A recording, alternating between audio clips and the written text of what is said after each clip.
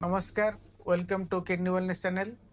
जेतेबेले आमे जने पेशेंट को कहू आपनकर सिकिडी अछि समस्त व्यस्त हो पड़ती जे जमी भावती जे तांकर जीवन सरीगला यही जमी बर्तमान किसी समय पर तांकर मृत्यु हो कौन हो जदि आपणकर किडनी प्रोब्लेम सिकिडी अच्छी माने नुहे जे आपणकर जीवन अंत। यदि आपणकर किडनी प्रोब्लेम कम अच्छे आप डाक्तर बुझी नियंतु केते आपणकर किडनी रे प्रोब्लेम अच्छी। जदि अल्प किडनी प्रोब्लेम अच्छी ताहले आपणकर केते गोटे जिनिस आपन जदि करेंगे ताहले किडनी फंक्शन बहुत दिन पर्यंत ठीक रही पार। मो पाखे पेसेंट अच्छा जो मैंने कि आज 25 वर्ष भी किडनी ठीक भाव में मेंटेन कर रही। आसतु आज आम जाना आम केमी भाव में आमर जो किडनीटे खराब अच्छी ताकू केमती आम बजाय रखिपर बहुत दिन पर्यंत।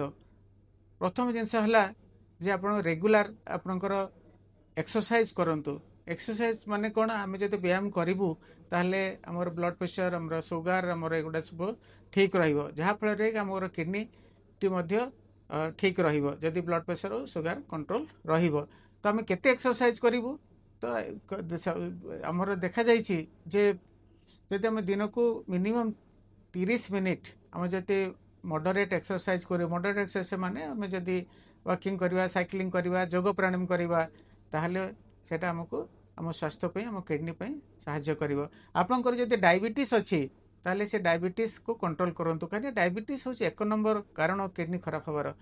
तेणु आपनकर डाक्तर आपनकर जहाँ आपनको बतैचंती से अनुसार आपनकर डायबिटीज को कंट्रोल करंतु। कंट्रोल करिकरी आपण जदि आपन डायबिटीज कंट्रोल रहिबो ताहले किडनी मध्ये ठीक रहिबो। हाई ब्लड प्रेशर सी गोटे मुख्य कारण जहाद्वारा आम किडनी खराब होता है। तेणु आपणकर बयस अनुपात आपणकर ब्लड प्रेशर को मेंटेन करंतु। तो जदि किडनी प्रॉब्लम अच्छी सब चेष्टा करंतु जमती ब्लड प्रेशर आपणकर 140/80 तलू जमती सब रहा आम किडनी टाको ठीक रखिपर। आमर ओजन देखाई जब अत्यधिक ओजन रहा जोटे ओबेसिटी आम कहूँ आमर ओजन जब अधिक रहा ताहले सी आमर किडनी को डैमेज करें। अधिक ओजन रही हाई ब्लड प्रेशर हम अधिक रही डायबिटीज हम जदि तीन जाक रही किडनी को जल्दी जल्दी खराब कर। तेणु आप बुझी नियंतु आपणकर बयस अनुसार आपणकर हाइट अनुसार आपणकर आइडियल बॉडी वेट कोटा तो सब चेष्टा करंतु आपणकर आइडियल बॉडी वेट मेंटेन करने। जदि ताहा करेंगे ताले आपणकर किडनी सुस्थ रहिबो। यदि आपणकर स्मोकिंग करूचंती ताले बहुत लोग अच्छा जो मैंने स्मोकिंग छाड़ी पारते ना। तेणु स्मोकिंग गोटे जिनस कि खाली किडनी नुहे देहर सब अंग जमी आखि है ब्रेन है हार्ट है सबको डैमेज कर दिए। तेणु स्मोकिंग जदि करूचंती कि टोबाको नौचंती ताले ताको बंद करंतु। पानी पियंतु। पानी होची हमर जीवन। कम पानी हेले डिहाइड्रेशन हम डिहाइड्रेशन हेले किडनी को डैमेज करिवो। तेणु आपनकर आवश्यकता अनुसार आपण पानी पियंतु।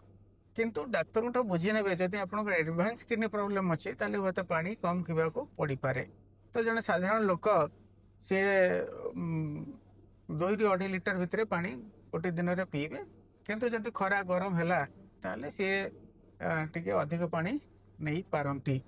आपन जो मेडिसिन आपन को लिखा है किडनी पाई से मेडिसिन को आप रेगुलाली ताको खातु जहाँ फल आपनकर डायबिटीज ब्लड प्रेशर और किडनी फंक्शन मेंटेन होकरी रहिबो। खाद्य खाद्य हूँ आमर जीवन। खाद्य बिना खाद्य कहीं बंची पारे ना। किंतु आम जब अत्यधिक खाइबू ताहले आमर किडनी को केमती डैमेज कर जब आम खाद्य जब अधिक लुण रहा ताहले ब्लड प्रेशर बढ़ी जाए। ब्लड प्रेशर बढ़ले किडनी डैमेज हो। तेणु खाद्य लुण कम करूँ।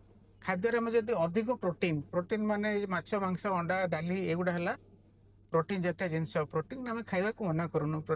किंतु जार किडनी प्रॉब्लम है तो ताको सीमित परिमाण रे प्रोटीन खावा दरकार। तेणु जार किडनी प्रॉब्लम अच्छी से प्रोटीन 0.5 बा 0.6 ग्राम पर केजी ताने जड़े जदि 60 किलो जड़े व्यक्ति अच्छा से 30 ରୁ 35 ग्राम भितर प्रोटीन से दिन भितर खावा दरकार। कहीं अधिक प्रोटीन खाइला माने से किडनी को डैमेज करेंगे।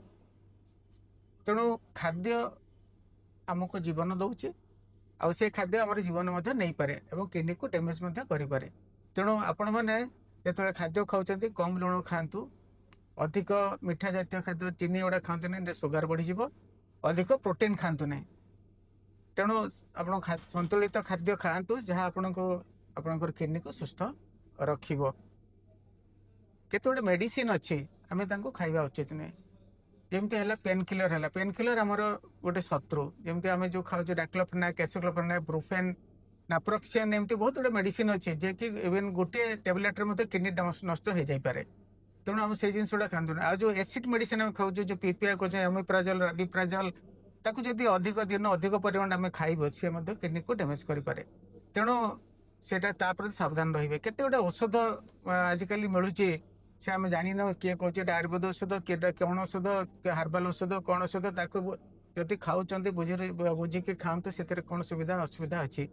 ତେଣୁ ଆପଣ ସେଇ ସବୁ ଜିନିଷରୁ ବଞ୍ଚିକି ରୁହନ୍ତୁ।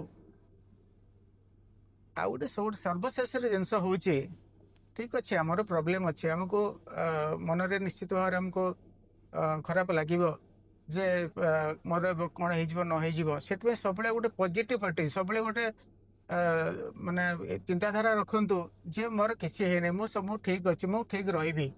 ତ ସେଥିପାଇଁ ଆପଣଙ୍କର ଏକ୍ସରସାଇଜ ସହିତ କିଛି ଧ୍ୟାନ, ଯୋଗ ଏଗୁଡ଼ା ସବୁ ଆପଣ କରନ୍ତୁ।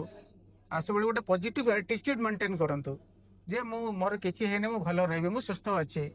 ତାହେଲେ ଦେଖିବେ ଯେ ଆପଣ କିଡନୀ ରୋଗ ଥାଇ ମଧ୍ୟ ବହୁତ ଦିନ ପର୍ଯ୍ୟନ୍ତ ଆପଣ ସୁସ୍ଥ ରହିପାରିବେ। କାହିଁକିନା ମୋର ଯେଉଁ ପ୍ରାକ୍ଟିକାଲ ଇଏରେ ମୁଁ ଦେଖିଛି, ମୋ ପାଖରେ ଅଛନ୍ତି 20-25% ଲୋକ ଅଛନ୍ତି, ସେମାନେ ମେଣ୍ଟେନ୍ କରୁଛନ୍ତି ଏଇସବୁ ଜିନିଷ କରିକିରି ତାଙ୍କର କିଡନୀ ଫଙ୍କସନ୍ ବହୁତ ଦିନ ପାଇଁ ରହିଛି। ତେଣୁ କିଡନୀରେ ପ୍ରୋବ୍ଲେମ୍ ଅଛି ମାନେ ଯେ ଆପଣ ଜୀବନ ସରିଗଲା। ଆପଣ ଯଦି ଚାହିଁବେ ତାକୁ ବହୁତ ଦିନ ପର୍ଯ୍ୟନ୍ତ ଆପଣ ଠିକ୍ ରଖିପାରିବେ ଏବଂ ଠିକ୍ ରହିବେ ମଧ୍ୟ। ତେଣୁ ଯାହା ଯାହା ମୁଁ କହିଲି, ତ ସେଇ ଜିନିଷ ଗୁଡ଼ାକୁ ଆପଣ ଅବଜର୍ଭ କରନ୍ତୁ, ତାକୁ କରନ୍ତୁ, ପଜିଟିଭ୍ ଆଟିଚ୍ୟୁଡ୍ ରଖନ୍ତୁ। ଦେଖିବେ ଇଭେନ୍ କିଡନୀ ରୋଗ ଥିଲେ ମଧ୍ୟ ଆପଣ ବହୁତ ଦିନ ପର୍ଯ୍ୟନ୍ତ ସୁସ୍ଥ ରହିବେ। ଧନ୍ୟବାଦ।